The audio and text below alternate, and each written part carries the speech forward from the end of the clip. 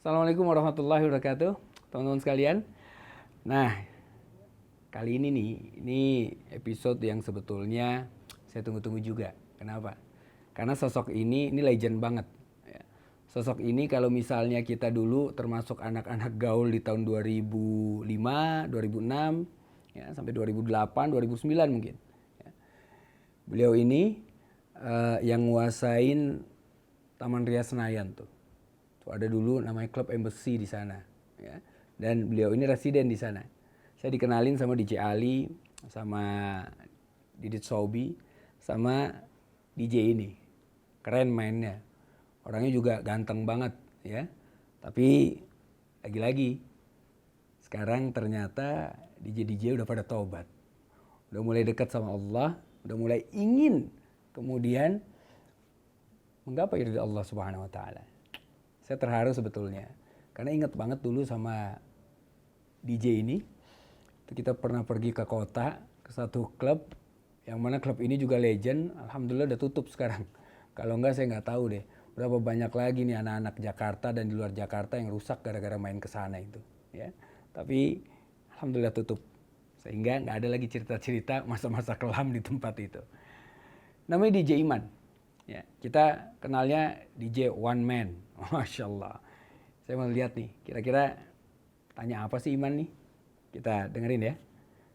Assalamualaikum warahmatullahi wabarakatuh. Untuk Ustadz Abu Fida yang dirahmati Allah Subhanahu wa Ta'ala, gue pengen nanya nih. Yang pertama, gue sering dengar dari banyak ustadz dan para ulama juga yang bilang, sholatlah walaupun engkau masih bermaksiat. Nah, yang pengen gue tanyain di sini, apakah golongan mereka itu termasuk orang-orang yang fasik?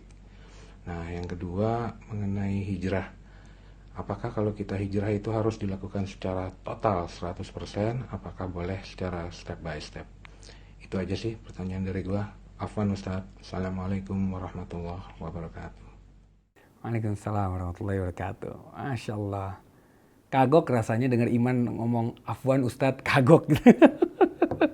Tapi ya, kenyataannya sekarang emang kayak gitu penampilannya. Udah serius, mendalami agama, ya. Seorang DJ One Man saja sekarang udah mulai taubat. Yang lain-lain, kapan taubatnya nih? Mudah-mudahan bisa sama-sama kita, ya. Baik, saya coba jawab nih. Yang pertama pertanyaan tadi adalah banyak ulama yang mengatakan bahwa sholatlah kalian walaupun kalian masih bermaksiat. Sholat. Memang yang namanya sholat ini esensi dari agama kita. Sholat ini dikatakan tiang agama. Kenapa tiang agama? Karena kalau misalnya seseorang dia sudah tidak melakukan sholat, maka dengan siapa lagi dia berpegang? Nggak ada pegangannya. Bagaikan tiang, kalau nggak ada tiangnya itu nggak bisa pegangan kita. Saat ada angin kencang, saat terguncang misalnya bumi ini dengan gempa, nggak ada tiang, nggak bisa pegangan. Bahkan waktu bingung aja, teman-teman kita kan bilang tuh, bingung loh, iya, pegangan tiang aja. Pegangan tiang tuh bisa bikin orang bingung itu, minimal ada pegangan dulu. Walaupun habis itu dia mesti mikir, supaya nggak bingung lagi. Nah, kalau misalnya sholat dia sudah tidak lakukan, bahaya. Karena itu para ulama mengatakan sholatlah tetap. Biar apa? Walaupun kalian masih bermaksiat, tapi minimal kalian masih ada pegangan. Kalau ada pegangan, ya, maka akan mudah dirinya menata dirinya kembali. Menata lagi yang namanya kehidupannya. Orang yang sholatnya benar, sesungguhnya dia sedang menata hidupnya. Ya. Pada saat seseorang dilihat dia sholat, tapi masih bermaksiat. Ini bagaimana? Pastikan dia baru jadi tukang sholat. Belum jadi ahli sholat. Antara tukang sama sholat itu beda. Tapi kalau kita pegang tukang aja, ya, tukang sama ahli itu beda. Kalau kita pegang tukang aja, minimal rumah bisa rapi. Apalagi dengan ahlinya. Minimal dengan kita masih mempertahankan sholat kita. Masih ada harapan. Kemudian kita bisa bertaubat, ya, dan meninggalkan kemaksiatan-kemaksiatan. Namun apakah dia termasuk orang yang fasik? Ya, saat itu dia masih tergolong orang-orang yang fasik. Tapi kan wafatnya belum tentu dalam keadaan fasik. Bisa jadi wafatnya dalam keadaan dia bertaubat kepada Allah. Kuat dan kokoh salatnya. Karena apa? Innas salata tanha 'anil fahsya'i wal munkar. Sungguhnya salat itu mencegah kita dari perbuatan keji dan mungkar. Kalau dia sholat masih bermaksiat, tandanya sholatnya masih belum benar 100%. Mungkin dia nggak khusyuk, mungkin bacaannya masih keliru, ya, mungkin hakikat sholatnya dia belum paham. Sehingga ini yang mesti didalami. Supaya apa? Supaya sholat itu mempunyai faedah langsung. Selesai sholat, langsung ada 5 faedah yang bisa dia rasakan. Apa saja? Yang pertama, orang kalau sholatnya benar, ya, maka langsung otomatis orang itu selesai sholat berubah menjadi pribadi yang jauh lebih baik. Al-Ankabut ayat ke-45. Utslu ma uhiya ilaika minal kitab wa aqimis shalah. Innas salata tanha 'anil fahsya'i wal munkar. Jelas. Jadi habis sholat dia nggak bakal kepikiran untuk berbuat keji dan mungkar lagi. Satu. Yang kedua, orang yang sholatnya benar maka hatinya akan menjadi tenang. Jadi tenang di dalam surat Ar-Ra'd, surat ke-13 ayat ke-28 Allah berfirman, alladzina amanu tatma'inu qulubuhum bidzikrillah, ala bidzikrillah tatma'inul qulub. Yaitu orang-orang beriman yang hatinya menjadi tenang karena mengingat Allah. Hanya dengan mengingat Allah saja hati menjadi tenang. Ingat Allah. Loh Ustaz, itu kan tadi kalimatnya bidzikrillah Ustaz. Zikir berarti, kan bukan sholat. Kan zikir. Kok Ustaz ngomonginnya sholat? Ayat ini dijelaskan lagi sama ayat yang lain. Dalam surat Thaha, surat ke-20 ayat 14. Allah berfirman, innani anallaha la ilaha illa ana fa'budni wa aqimis salata lidzikri. Sesungguhnya aku adalah Allah, kata Allah. Maka menyembahlah kalian kepada aku dan tegakkanlah sholat untuk mengingatku. Tuh. Berarti nama lain dari sholat zikir. Karena apa? Karena sholat adalah zikir tertinggi yang bisa dilakukan seorang hamba. Kalau kita zikir mungkin satu-satu. Subhanallah, subhanallah, subhanallah. Alhamdulillah, alhamdulillah, alhamdulillah. Allahu akbar, Allahu akbar, Allahu akbar. Ya kan? Tapi dalam sholat, semua zikir terhimpun menjadi satu. Allahu akbar, takbir. Alhamdulillahi rabbil alamin, tahmid. Subhana rabbiyal azimi wa bihamdi, tasbih. Semua lengkap sholat. Kalau sholatnya benar, dia pasti ingat Allah.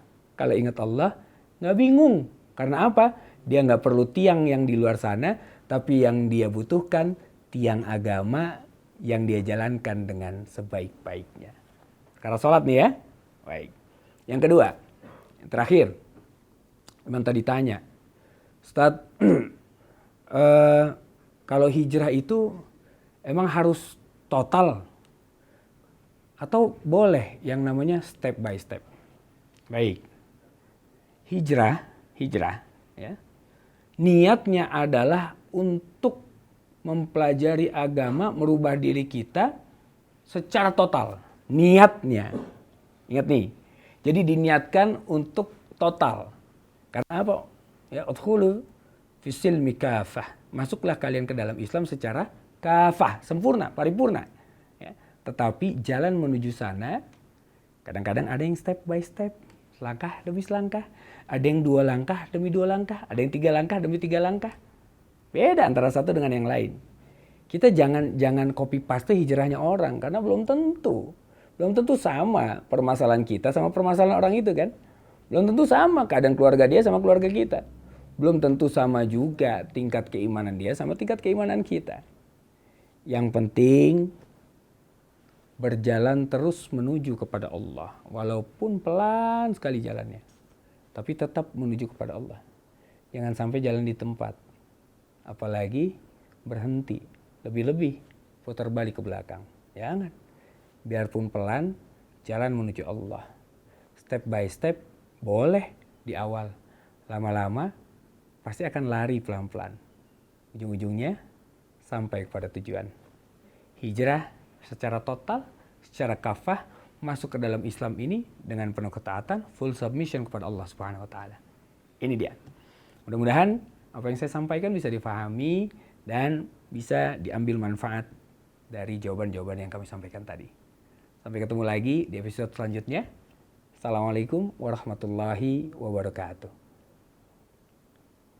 Minta tips, Tad. Emangnya waiter pakai minta tips segala? Iya beneran ini. Aduh. Buat yang masih nge-DJ kayak kita-kita ini. Oh, iya. Kiamat sebentar lagi. Iya. Ntar lagi. Ya kan? Ya Nggak udah. ada yang tahu. Udah. Bener nggak? Ya, cut. Tuh. Cut. Udah nge-DJ jomblo lagi. Cut. Cut.